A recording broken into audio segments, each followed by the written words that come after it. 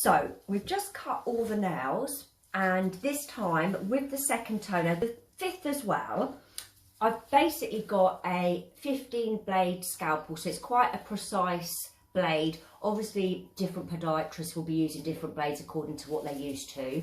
I've worked with this one forever. I've tried a 15T, I found it a bit too small. So essentially what you're trying to do is, because this nail goes into a U shape, you've got to be quite careful the way you cut it, because if you just cut straight across, it will actually hurt your client.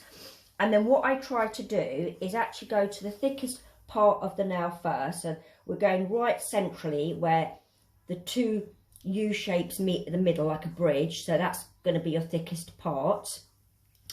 Obviously be quite cautious, because what happens is that the nail pinces and it can actually pinch a little bit the nail plate underneath and the soft tissues, so you want to be quite cautious about how much you take off. Even though we can see this white part, and that's just the thickening of the nail, you've always got to be very mindful of how much you take off, because the last thing you want to do, as I'm sure my client can appreciate, is make her sore.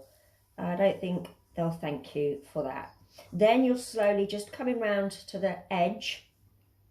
Again, very mindful, because it doesn't tend to be necessarily quite as thick at the edges. Making sure that you're obviously always comfortable positioning yourself. And you're just slowly but surely reducing the what's called the lateral nail folds, nice and slow. And we can see, I don't know if the camera is going to grab this, but underneath you've got a little bit of redness, a little bit of bruising there, as I say, with the pinching. So you don't really want to be taking off too much more. Great, thanks very much indeed.